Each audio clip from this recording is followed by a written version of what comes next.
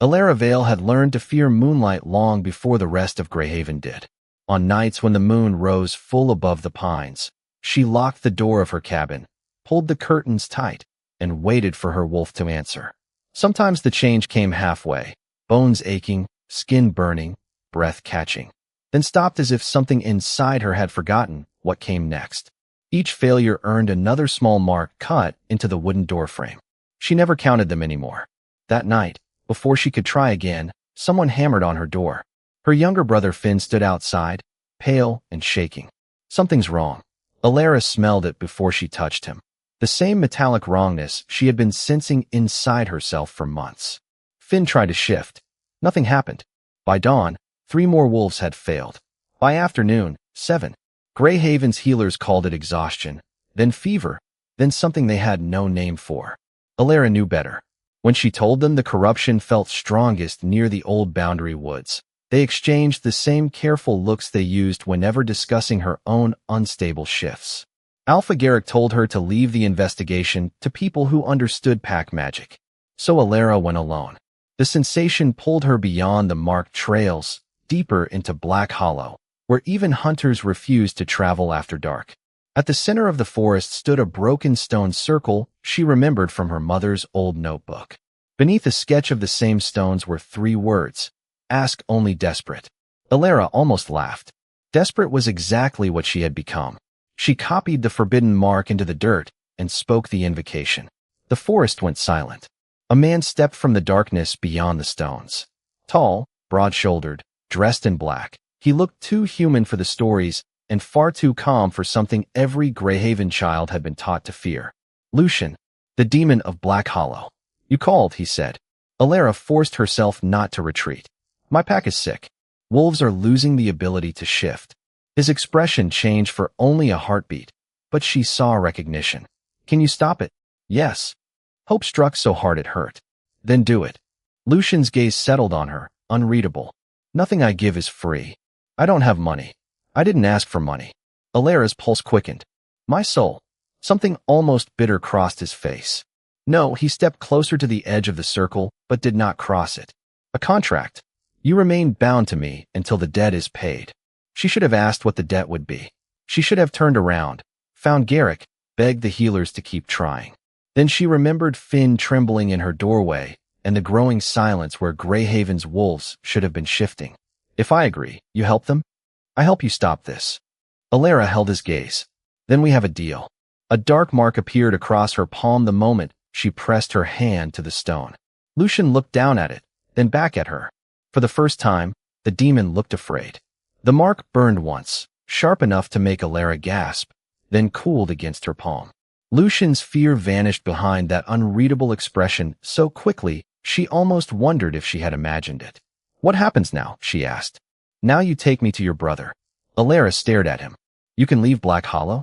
Lucian stepped across the broken stone circle. The instant he passed its boundary, the mark in her palm tightened like an invisible thread being pulled between them. His jaw clenched. "With you, apparently." That answer did nothing to reassure her.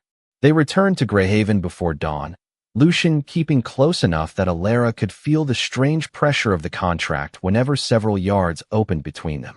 Wolves who saw him retreated immediately. By the time they reached Finn's room, frightened whispers were already spreading through the settlement. Finn lay beneath heavy blankets, skin gray with exhaustion. His eyes opened when Elara entered. "You went to Black Hollow?" His gaze shifted to Lucian and widened. "Elara, what did you do?" "Something stupid," she said. "Hopefully something useful." Lucian approached the bed. Finn tried to pull away, but Lucian stopped before touching him. "May I?" Finn looked at Elara. She nodded. Only then did Lucian place 2 fingers against Finn's wrist. His expression hardened. "How long?" "He failed to shift yesterday." "Not the sickness. The feeling before it." Finn swallowed. "A few days. Maybe longer." Lucian closed his eyes. Something moved through the room. Not wind, not exactly, but a pressure that made Elara's wolf recoil deep inside her. Finn arched with a strangled breath. "Stop." Elara grabbed Lucian's arm. The pressure vanished instantly. Lucian looked at her hand on him, then at her face. "Look." Finn's trembling had stopped. Color was returning slowly to his cheeks. "Is he cured?" Elara asked. "Stabilized. Relief turned immediately to suspicion. Why not cured? Because I cannot remove what I have not traced to its source. Or because keeping him sick keeps me bound to you. Lucian went very still. You think I need your brother's suffering to keep you? I don't know what you need. You never told me what the debt was. Neither did you ask before agreeing. The words struck harder because they were true. Elara pulled her hand away. Then I'm asking now. What does this contract give you? Access. To what? Lucian looked toward the window, where the first gray light was touching Greyhaven. For now? Beyond Black Hollow. Elara glanced at the mark. So I'm your key. Anchor, he corrected. There is a difference. Not enough of one. She stepped between him and Finn. Then hear my terms. This mark does not give you permission to command me. You do not control my thoughts, my body, or my choices. Whatever debt I owe, those things remain mine. She expected argument. Instead, Lucian answered immediately. Agreed. Elara blinked. That easily? Something cold entered his eyes. A bond without choice is a cage. Before she could ask why he sounded as though he knew that personally, the door opened. Alpha Garrick stood there with 2 guards behind him, fury controlled beneath rigid stillness. Tell me, Garrick said, staring at Lucian, that you did not bring the demon of Black Hollow into my territory. Finn is stable because of him. Garrick's gaze moved to her marked palm. And what did it cost you? Elara closed her fingers. I'm still finding that out. Garrick looked as if he wanted Lucian removed. Immediately, but Finn pushed himself upright behind her for the first time since becoming ill. That stopped him. You have until the council intervenes, Garrick said. Prove this creature is helping us, Elara. If you cannot, I will protect Greyhaven from him whether you forgive me or not. He left with the guards. Silence settled over the room. Lucian moved toward the door. Where are you going? Elara asked. To see the others. Why? He glanced back. Because your brother is not the only wolf infected. Later, beside another wolf whose body refused every attempt to shift, Elara watched Lucian examine the faint dark patterns beneath the victim's skin. His face changed again, not with surprise this time, but recognition. Then he spoke a name for the corruption in a language so old Elara had never heard it before. Every wolf in the room stared at him. Elara stared hardest. Demons were not supposed to understand the mechanics of a wolf's transformation. Lucian clearly did. Lucian refused to translate the ancient name. Knowing what it was called will not help you stop it, he said, and walked out before Elara could argue. She followed because the mark in her palm gave her little choice about distance, even if it gave him no authority over anything else. By midday, they had examined 4 infected wolves scattered across Greyhaven. Each time Elara moved too far away, the mark tightened painfully and Lucian's steps slowed. Whatever she had become to him, Anchor was apparently literal. The pattern among the victims bothered her more. Their ages, families, duties, and symptoms differed, yet the metallic wrongness she sensed beneath their scents felt identical. Lucian noticed her studying the ground outside the 4th home. What? They've all crossed the outer territory recently. He waited. Elara pictured the routes in her head. Not the same trail, but each route passes one of the old boundary stones. For the first time that morning, Lucian looked impressed rather than irritated. Show me. The nearest stone stood among thick pines, half buried beneath moss. Lucian crouched beside it without touching the carved surface. Elara approached, and the corruption she had been sensing sharpened until her wolf recoiled. It's here. You can feel it. I've been feeling something like it for months. His head snapped toward her. Elara immediately regretted saying it. Months. My shifting problems started before Finn got sick. Lucian rose. And you told no one? I told healers. They decided the problem was me. His expression hardened, but before he could respond, a cry sounded through the trees. One of Garrick's younger patrol wolves stumbled into view, panic already overtaking him. His hands were changing, claws breaking through, then retreating again as his body fought unsuccessfully to shift. 2 guards rushed toward him. Hold him down, one shouted. Don't. Lucian's voice stopped them. The boy backed against a tree, terrified by Lucian now as much as by his own body. Elara expected dominance. Instead, Lucian lowered himself several feet away. I will not touch you, he said. Look at me. Stop forcing the change. I can't. Yes, you can. Breathe before you try anything else. His voice stayed quiet. Gradually, the boy followed it. The violent half-shift subsided. Elara watched Lucian until he noticed. What? Nothing. But it wasn't nothing. The creature Greyhaven called a demon had been given a frightened wolf he could easily overpower, and his first instinct had been restraint. That evening, Elara understood the lesson less gracefully. Pain struck before she reached her cabin.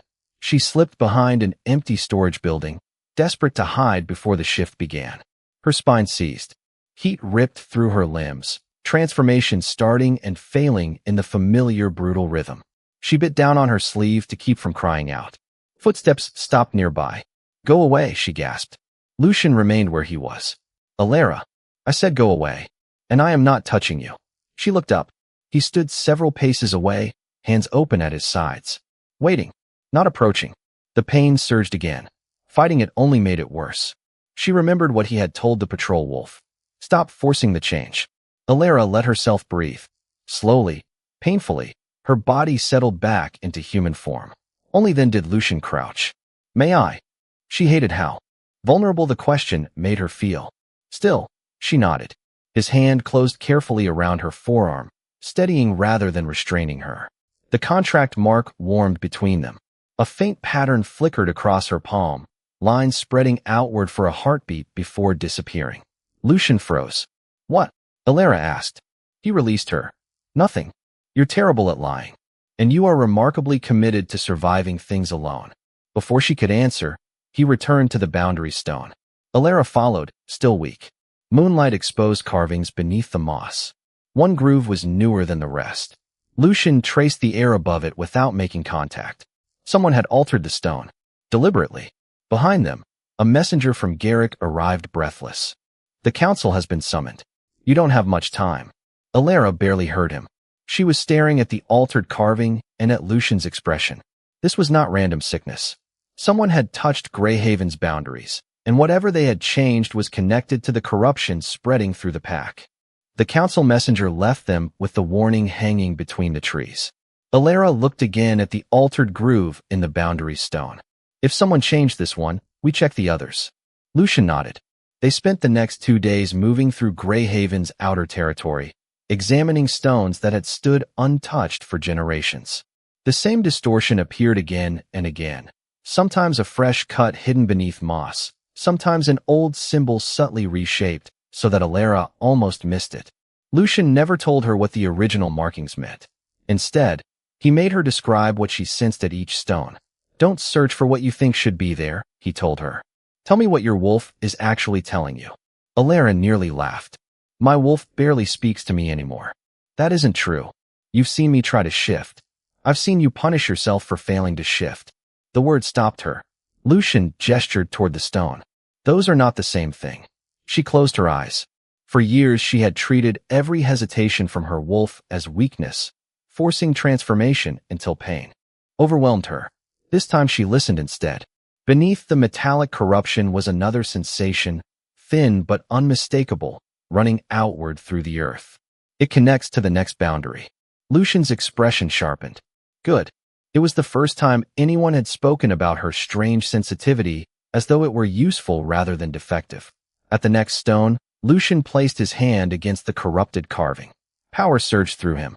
The dark pattern beneath the stone faded, but Lucian jerked backward. Blood appeared through his sleeve. You're hurt. It's nothing. You accuse me of surviving things alone. Then say that. He tried to turn away. Elara caught his wrist. May I? Surprise crossed his face before he nodded. She pushed his sleeve back. A raw wound ran along his forearm, as though something beneath his skin had burned its way outward.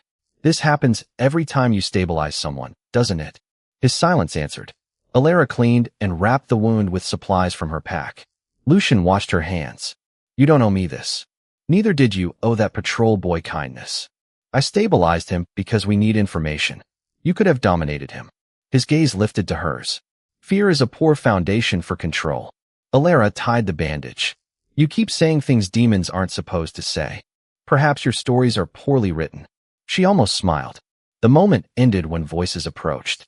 3 Greyhaven guards emerged between the trees. Their leader saw Lucian beside the damaged stone and immediately drew a restraint chain. Step away from him, Elara. Why? Alpha Garrick found records about Black Hollow. That thing was connected to a catastrophe here generations ago. The other guards moved to surround Lucian. He did not resist. Elara stepped between them anyway. The corruption started before I summoned him. Move. No, the guard stared at her. You're defending a demon? I'm defending evidence. Wolves were losing their shifts before Lucian crossed into Greyhaven. If you want to accuse him, explain that first. No one could. After a tense silence, the guards lowered the chain, though their suspicion remained. Garrick wants both of you back before the council meets. They withdrew. Lucian studied Elara. You don't know that I'm innocent. No. Yet you stood between me and them. Because being afraid of you doesn't make a lie true. Something in his expression softened. He turned toward the damaged boundary stone. Then you deserve one truth. He placed his palm near the altered carving. This corruption isn't a disease. Elara waited. It's binding magic. Ancient wolf binding magic. Distorted into something it was never meant to become. Cold moved through her. How do you know? Lucian withdrew his hand. Before he could answer, Elara remembered the guard's warning. The old catastrophe. Black Hollow. Lucian. Pieces she did not yet understand were beginning to touch. Were you there? She asked. His face closed. Lucian, were you involved in what happened? For several seconds he said nothing. Then he looked directly at her. Yes. Yes, was not an explanation. Elara waited for one anyway, but Lucian turned from her and started toward Greyhaven. That's all you're going to give me? She demanded. For now. You admitted you were involved in a catastrophe that may be connected to what's happening again. I know what I admitted. Elara stopped walking. The contract pulled tight between them, forcing Lucian to stop several yards ahead. Then maybe this was a mistake. He looked back at her. For once, there was no challenge in his expression. Maybe it was. She returned to Greyhaven angry enough to consider finding some way to end the deal until she reached Finn. Her brother had deteriorated again. His breathing was shallow, the metallic corruption beneath his scent stronger than before. Every reason Elara had to distrust Lucian collided with the one fact she could not escape. Finn had improved when Lucian touched him. Help him, she said. Lucian entered the room, but did not approach the bed. Instead, he looked at her palm. I can loosen the anchor temporarily. You can leave. I will remain here. Elara frowned. Why would you do that? Because if you believe staying beside me is the price of keeping your brother alive, then every choice you make afterward becomes meaningless. The mark warmed. The constant pressure binding their distance suddenly weakened. Elara could walk away.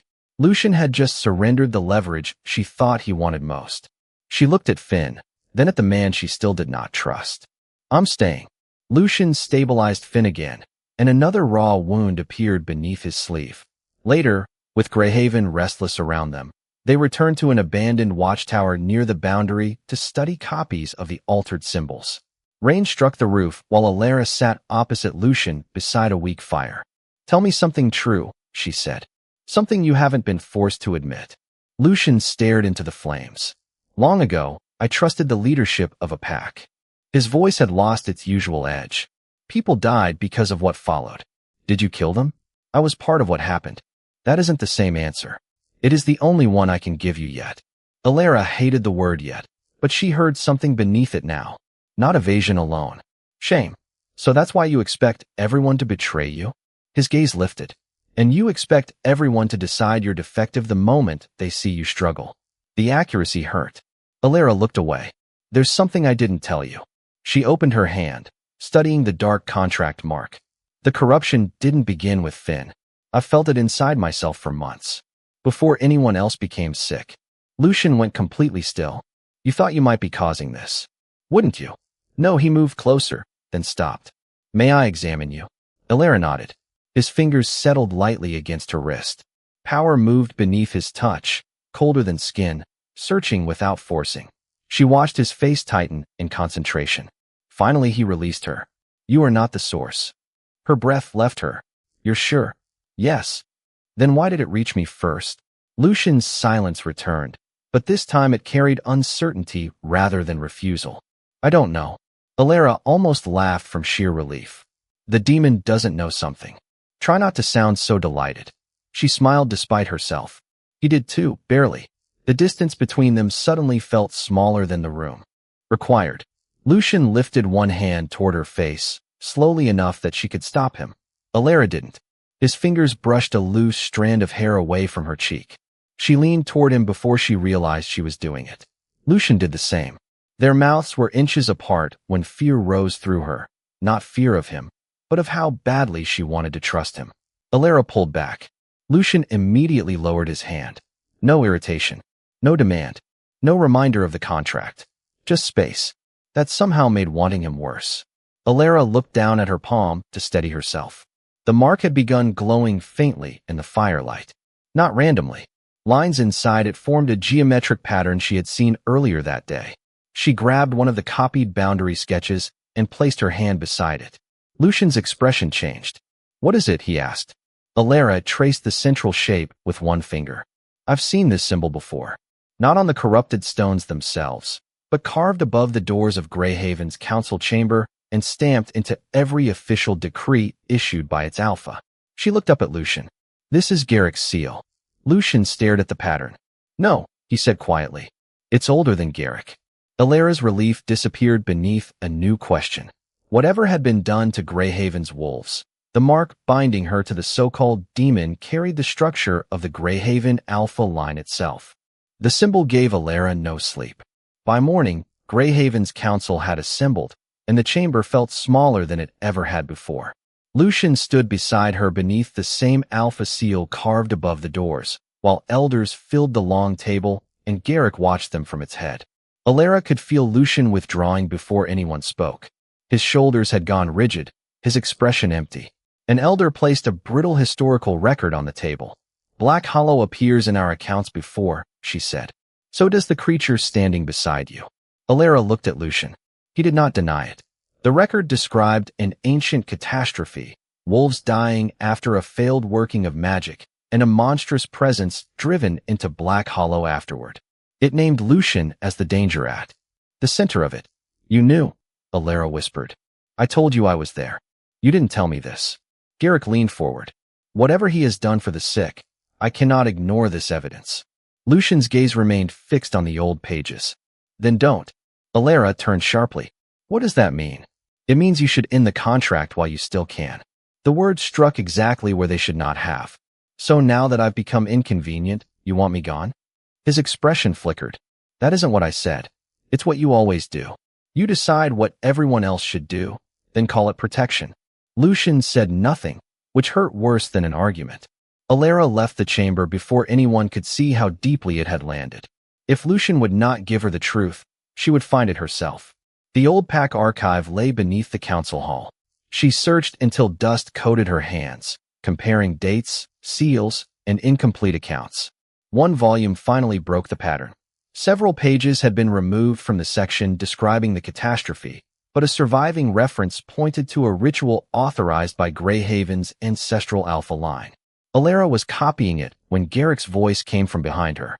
"You were told these records were restricted." She turned, expecting anger. Instead, he looked at the damaged book and went pale.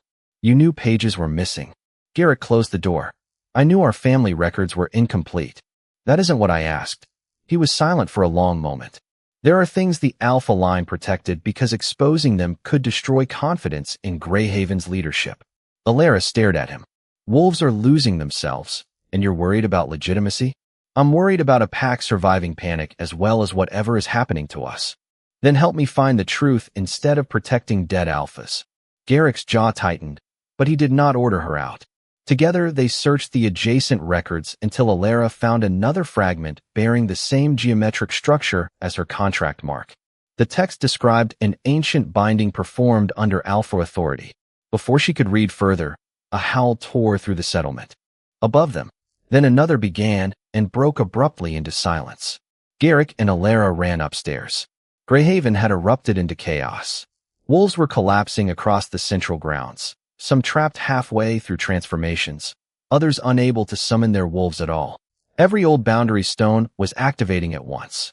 Elara felt it through the corruption before anyone told her, the metallic pressure rushing through the territory like something pulled tight beneath the earth. "Finn!" She ran. Her brother was on the floor when she reached him, barely conscious, his body trembling without even attempting to shift. Lucian was already there. He reached toward Finn, then stopped as pain crossed his face. The wounds from every stabilization had not healed. Can you help him? Elara asked. For a little longer. Then do it. Lucian pressed his hand to Finn's chest. Power moved through the room, but this time Lucian nearly collapsed with him. Elara caught his arm. For one terrible second they looked at each other, everything from the council still unresolved between them. You should stay away from me, Lucian said quietly. Elara almost let him. That was what she had always done when being needed became frightening. Withdraw before someone could decide she was a burden. Instead, she released him only because there was still evidence to find. She returned to the archive with Garrick and followed the ritual references deeper into the damaged volume. Near the end, beneath a section someone had tried to scrape away, one sentence remained legible. Elara read it twice. Her stomach turned cold. The ancient binding had never been designed to exist by itself. It required a living source strong enough to contain what the boundary system could not. A powerful wolf made into a prison. Elara looked toward Black Hollow, and for the first time the old stories about the demon there sounded less like an explanation than a lie. The sentence followed Elara all the way to Black Hollow. A powerful wolf made into a prison. Lucian was standing inside the broken stone circle when she found him, as if he had known exactly where she would come once she understood enough to ask the right question. Tell me everything, Elara said. He looked at the contract mark on her palm. If I do, you may never forgive me. That stopped being your decision a long time ago. Lucian closed his eyes. When he opened them, the distance he had been building between them was gone. I was not born a demon. Elara said nothing. I was an alpha. Long before Garrick, before anyone living in Greyhaven. When the corruption first appeared, the Pax believed they could contain it through the boundary system. They needed something powerful enough to hold what the stones could not. Elara's stomach tightened. You. I volunteered. The answer hurt in a way she had not expected. You trusted them. Yes. His mouth twisted around the word. The binding was supposed to be temporary. I would contain the corruption until the boundary network stabilized. But the Alpha leadership changed the ritual. He looked toward the stones surrounding them. They made the prison permanent. Elara remembered the historical record describing a monster driven into Black Hollow. Then the catastrophe. The binding destabilized. Wolves died when corruption escaped through the boundaries. I tried to contain it again, but by then Greyhaven needed an explanation that did not implicate its leaders. So they called you a demon. It was easier than admitting what they had done. Every contradiction suddenly aligned. His knowledge of shifting, the wounds caused by stabilization, his recognition of the boundary magic, the bitterness whenever she spoke of cages. Elara wanted the relief of discovering he had not caused the catastrophe. Instead, another question rose. Why me? Lucian went silent. That silence frightened her more than anything he had confessed. Why did my contract let you leave Black Hollow? Your sensitivity to the binding made you compatible with it. Compatible with what? Elara, say it. His face tightened. The prison is failing. Your contract created a new anchor. If the old binding collapses completely, the original structure can use that anchor to transfer what I carry. Cold spread through her body. Transfer it where? Lucian looked at her palm. Elara understood before he answered. Into me. Possibly. She stepped backward. You knew? I knew it was a risk. When I made the deal? Yes. The words shattered something the truth about his past had almost repaired. You let me believe the debt was just staying bound to you. I intended to find another way before it reached that point. But you didn't tell me there was a point where I could become your replacement. Lucian did not defend himself. No, Elara's eyes burned. You keep talking about choice. You told me a bond without choice was a cage. I know. How could I choose when you hid what the choice could cost? He flinched, and she was glad. I was afraid you would leave before I could stop this. So you decided your fear mattered more than my consent. Yes. No excuse. No clever distinction.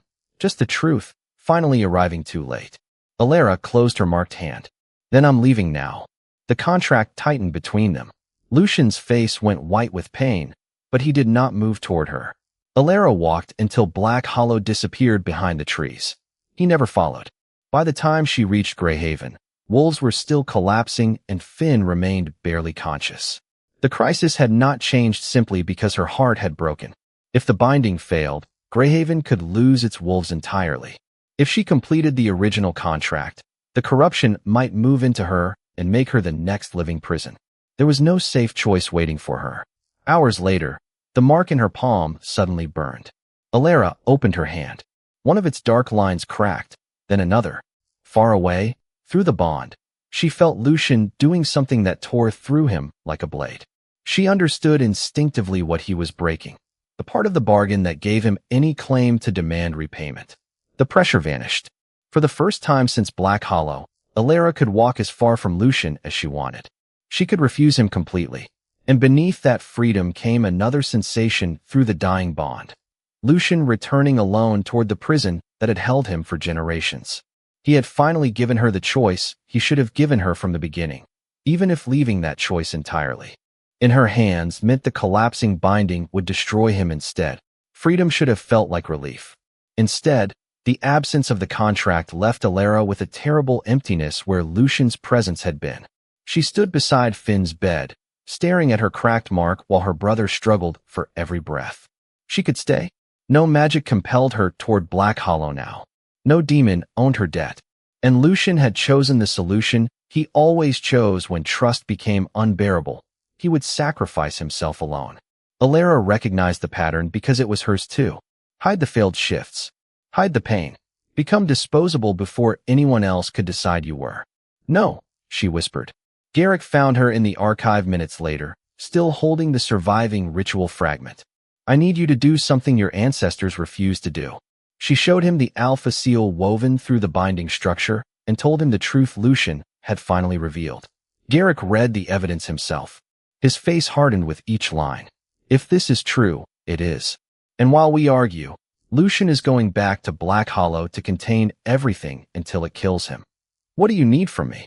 The binding was authorized by Greyhaven's Alpha line. Renounce that authority. Garrick looked at the seal. Then he nodded. They reached Black Hollow as the boundary system began tearing itself apart. Dark veins of corruption pulsed through the earth between the stones. Lucian stood at the center, barely upright, power pouring from him into the failing network. Elara. Fear crossed his face when he saw her. You shouldn't be here. You don't get to decide that anymore. Garrick stepped to the edge of the circle and placed his hand against the ancestral seal carved into the stone.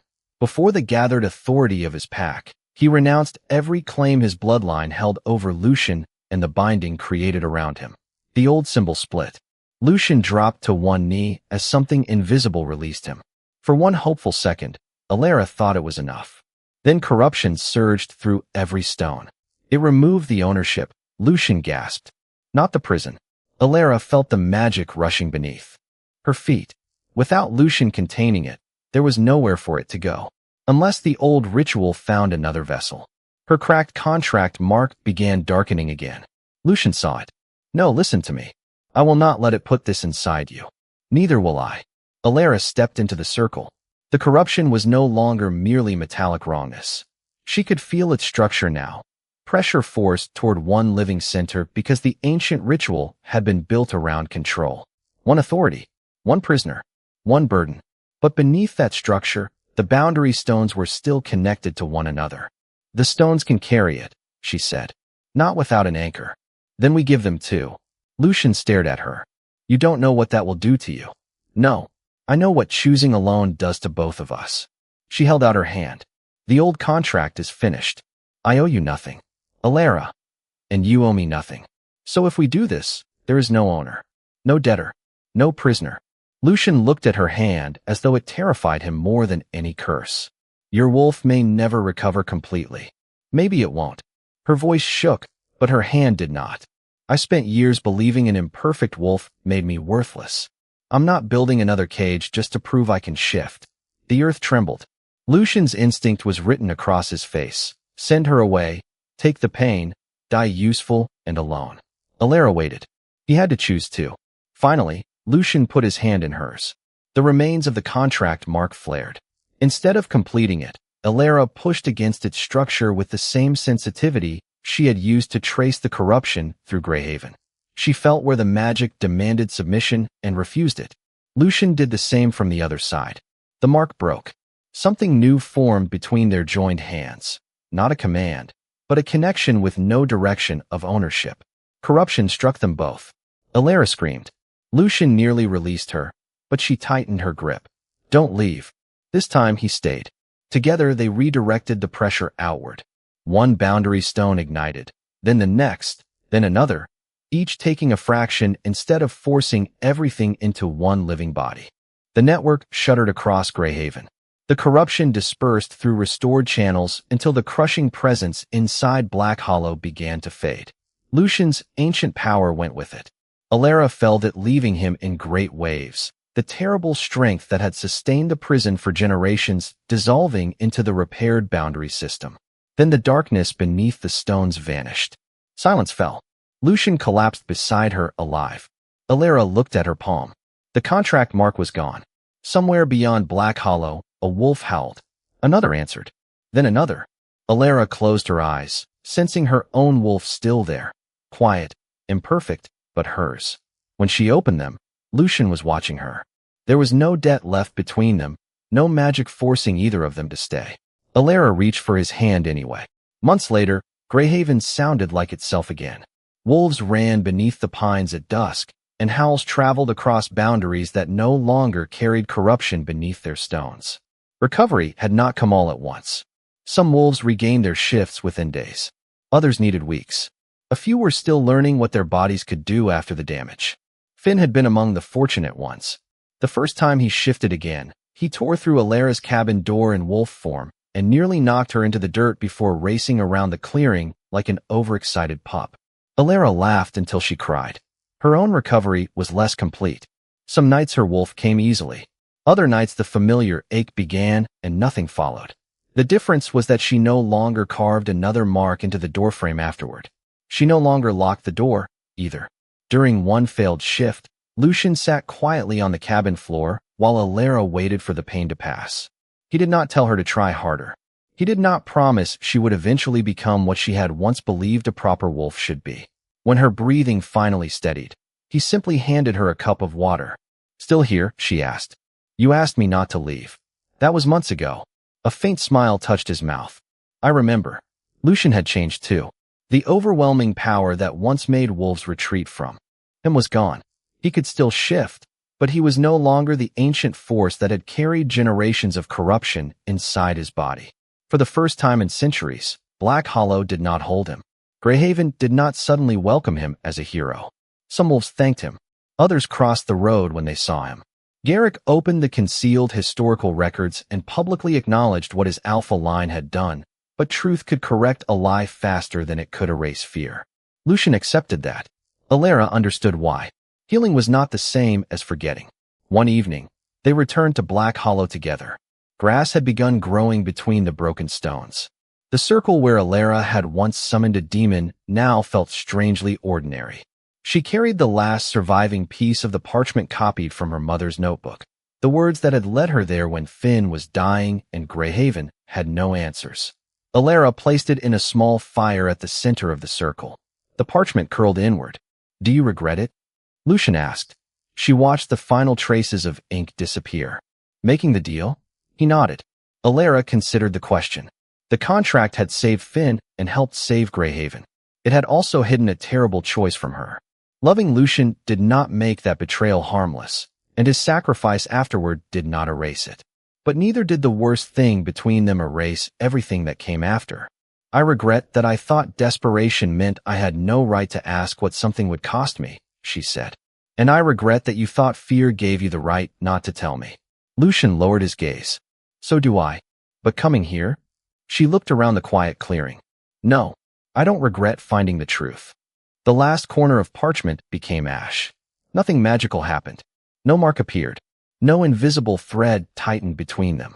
That was precisely why Elara smiled. Lucian held out his hand. He did not command her to take it. He did not remind her of a bargain, because there was none.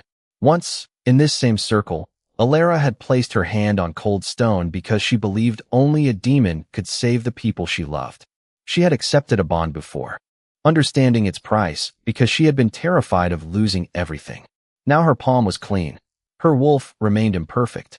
Lucian was no longer powerful enough to frighten entire packs. Neither of them had become the person they once thought they needed to be. Elara looked at his waiting hand and understood that this choice required none of those things. She slipped her fingers through his. Lucian's hand closed gently around hers. No contract answered. No debt remained. This time, Elara chose him because she was free to let go.